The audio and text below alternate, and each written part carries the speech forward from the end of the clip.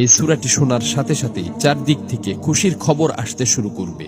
এই সূরাটি মূলত তারাই শুনবেন যারা খুবই অভাবে আছেন, কষ্টে আছেন, কোনোভাবে যাদের মনের আশা পূরণ হচ্ছে না, যারা গরিবি দূর করতে চান, ঋণ পরিশোধ করতে চান, এবং যারা চাকরি হারিয়ে দিশেহারা হয়ে পড়েছেন, কোনোভাবেই কোনো মাধ্যম খুঁজে পাচ্ছেন না। আজকের এই গুরুত্বপূর্ণ সূরাটি শুধুমাত্র তাদের জন্যই। কষ্ট করে সূরাটি আপনারা মনোযোগ দিয়ে প্রথম থেকে শেষ পর্যন্ত শুনুন।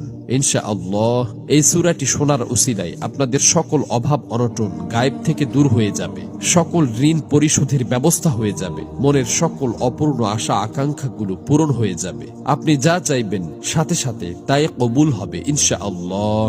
প্রিয় বন্ধুরা, আল্লাহ পাক চাইলে সবকিছুই সম্ভব। এজন্য আল্লাহ তাআলার কোরআন মাজিদের সর্বশ্রেষ্ঠ এই সূরাটি শুনতে শুনতে আপনার মনের সকল নিয়ত, মনোবাসনা ও জীবনের সকল চাওয়াগুলো আল্লাহ তাআলার কাছে মনে মনে দোয়ার মাধ্যমে তুলে ধরবেন। আল্লাহ চান তো মুহূর্তেই আপনার জীবনটা পরিবর্তন হয়ে যাবে।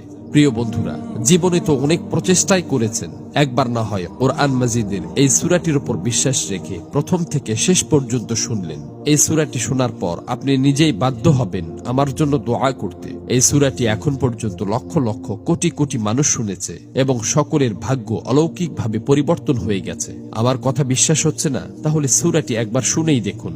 এই সূরাটি মূলত কোরআন মাজিদের অন্যতম গুরুত্বপূর্ণ ও পাওয়ারফুল একটি সূরা। সূরাটি এ পর্যন্ত যতজন শুনেছে ততজনের সকল নিয়ত আল্লাহ তাআলা পূরণ করে দিয়েছেন। মনের ইচ্ছা পূরণের জন্য এই সূরাটি সর্বশ্রেষ্ঠ সূরা। আমি শুধু মুখেই বলছি না, সূরাটি শোনার পর আপনারা নিজেরাই প্রমাণ দেখতে পাবেন।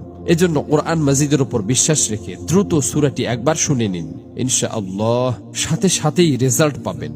মহান আল্লাহর কাছে দোয়া করি, হে আল্লাহ, যারা যে নিয়তে, যে উদ্দেশ্যে এই সূরাটি সম্পূর্ণ শুনেছে এবং শুনবে, আপনি তাদের জীবনের সকল উদ্দেশ্য এবং মনের সকল আশা আকাঙ্ক্ষা গায়েব থেকে পূরণ করে দিন। আমিন। কমেন্ট বক্সে আপনিও আমিন লিখে উন্মুক্ত দোয়ায় শরীক থাকুন, কেননা কে জানে যে কার মুখ থেকে বলা আমিন কখন কবুল হয়ে যায়। তো চলুন সূরাটি শুনে নেওয়া যাক। أعوذ بالله من الشيطان الرجيم بسم الله الرحمن الرحيم